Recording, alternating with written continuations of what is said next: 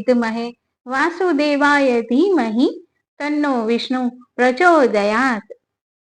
શ્રી ગણેશાય નમઃ. સ્વાગત છે આપ સૌનું ભક્તિ કથા ચેનલમાં.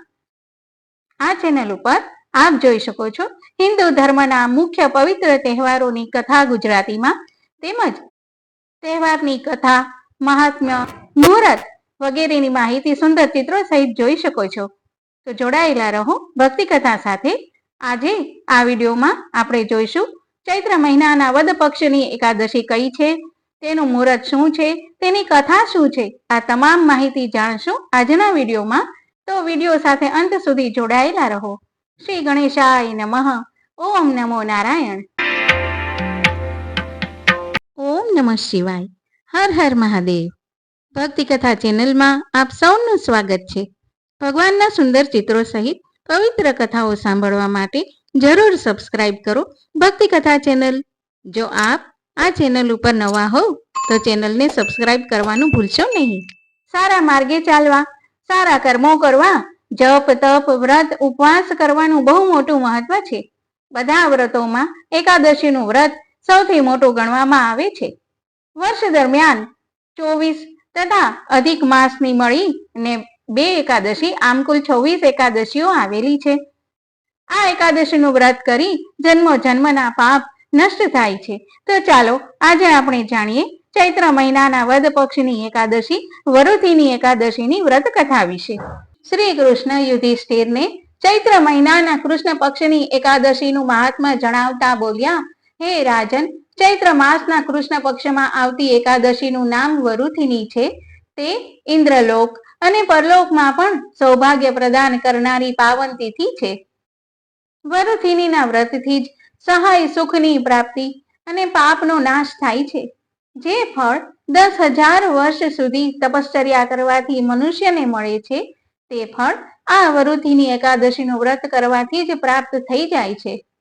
હે રાજન, ઘોડાના દાન કરતા હાથીનું દાન શ્રેષ્ઠ છે. ભૂમિદાન એનાથી પણ મોટું દાન ગણાય છે. ભૂમિદાન કરતા પણ વધારે મહત્વ તલનું દાન છે. તલના દાનથી વધારે સુવર્ણ દાન અને એનાથી પણ ચડિયાતું અન્નદાન ગણાય છે. કેમ કે દેવતા, પિતૃઓ તથા મનુષ્યોને અન્નથી જ તૃપ્તિ મળે છે. વિદ્વાન પુરુષોએ પણ કન્યાદાનને અન્નદાનની સમાન ગણાવ્યું છે. ગાયનું દાન અન્નદાનનું તથા કન્યાદાનનું જ તુલ્ય છે. આ સાક્ષાત ભગવાનનું વચન છે અને આ બધાય દાનોથી ચડિયાતું વિદ્યાદાન ગણાય છે. માનવી વરુથીની એકાદશીનું વ્રત કરી વિદ્યાદાન જેટલું પુણ્ય એકઠું કરી લે છે. જે લોકો પાપથી મોહિત થઈને કન્યાના ધનથી આજીવિકા ચલાવે છે, તેઓ પુણ્યનો ક્ષય થતા યાતનામય નરકમાં પડે છે. આથી સર્વ પ્રકારના પ્રયત્નો કરીને કન્યા ધનથી બચવું જોઈએ. એને પોતાના કામમાં ન લેવું જોઈએ. જેઓ પોતાની શક્તિ પ્રમાણે પોતાની કન્યાને આભૂષણોથી શણગારીને પવિત્ર ભાવથી કન્યાનું દાન કરે છે, એમના પુણ્યની સંખ્યા બતાવવાને ચિત્રગુપ્ત પણ અસમર્થ છે. વરુથીની એકાદશી કરીને પણ મનુષ્યો એના જેવું જ ફળ પ્રાપ્ત કરી શકે છે. રાજન, આના વાંચન અને શ્રવણથી સહસ્ત્ર ગોદાનનું ફળ મળે છે. મનુષ્ય બધાય પાપોથી મુક્ત થઈ ને સ્વર્ગમાં સ્થાન મેળવે છે. વરુથીની એકાદશીની વ્રત કથા આ પ્રમાણે છે. પ્રાચીન સમયમાં નર્મદા નદીના કિનારે માંધાતા નામના રાજાનું શાસન હતું. રાજા દાનવીર અને તપસ્વી હતા. એકવાર તે જંગલમાં તપસ્યા કરી રહ્યા હતા ત્યારે એક રીંછ ત્યાં આવ્યું અને રાજાના પગ ઉપર હુમલો કર્યો. પરંતુ તેમ છતાં રાજા પોતાની તપસ્યામાં મગ્ન હતા. આ રીતે રીંછ રાજાનો પગ ચાવી ગયો અને તેને જંગલમાં ખેંચી ગયો. આ પછી રાજા ગભરાઈ ગયા અને ભગવાન વિષ્ણુ પાસે મદદ માટે પ્રાર્થના કરવા લાગ્યા. ભક્તનું સાચું રુદન સાંભળીને ભગવાન વિષ્ણુ પ્રગટ થયા અને તેમના સુદર્શન ચક્રથી રીંછને મારી ને ભક્ત માંધાતાનો જીવ બચાવ્યો. પરંતુ રીંછ સંપૂર્ણપણે રાજાનો પગ ખાઈ ગયો હતો. રાજાને દુખી જોઈને શ્રી હરિએ તેમને કહ્યું, તમે મથુરા જાઓ અને ચૈત્ર મહિનામાં વરુથીની એકાદશીનું વ્રત કરો. ઉપવાસ કરીને તમે મારા વરાહ અવતારની પૂજા કરજો.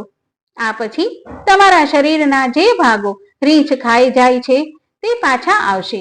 આ ઉપરાંત ભગવાન વિષ્ણુએ પણ રાજાને કહ્યું કે તમારા શરીરના જે ભાગને રીંછે ડંખ માર્યા હતા તે તમારા પૂર્વ જન્મનું પાપ હતું.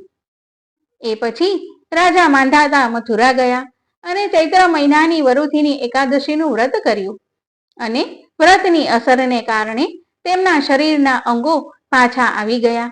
આટલું જ નહીં, તેમના મૃત્યુ પછી રાજાને સ્વર્ગ પણ પ્રાપ્ત થયું. વરુથીની એકાદશીના વ્રતની પરંપરા આ પછી શરૂ કરવામાં આવે છે. વરુથીની એકાદશીનું વ્રત કરવાથી શું ફાયદા થાય છે અથવા તેનું મહાત્મ્ય શું છે? વરુથીની એકાદશીના ઉપવાસથી 10,000 વર્ષ સુધી તપસ્યા કરવા જેવું ફળ મળે છે. વરુથીની એકાદશીના વ્રતમાં માનવામાં આવે છે કે કુરુક્ષેત્રમાં સૂર્યગ્રહણ સમયે હૃદયનું દાન કરવાથી જે ફળ મળે છે તે જ ફળ આ વ્રતથી પણ પ્રાપ્ત થાય છે.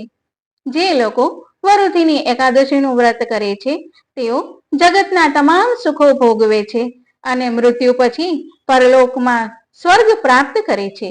વરુથીની એકાદશી એ એકાદશી છે જે સૌભાગ્ય આપે છે. તેનાથી વ્યક્તિના પાપોનો નાશ થાય છે અને મોક્ષની પ્રાપ્તિ થાય છે. જો આ એકાદશીનું વ્રત પૂરી ભક્તિ શ્રદ્ધા સાથે કરવામાં આવે તો ભગવાન વિષ્ણુ પ્રસન્ન થાય છે. વ્રત કરનારને સુખ, સમૃદ્ધિ, ઐશ્વર્ય, શાંતિ મળે છે અને ભગવાન વિષ્ણુના વૈકુંઠ ધામમાં સ્થાન પ્રાપ્ત થાય છે. ઓમ નમો નારાયણ.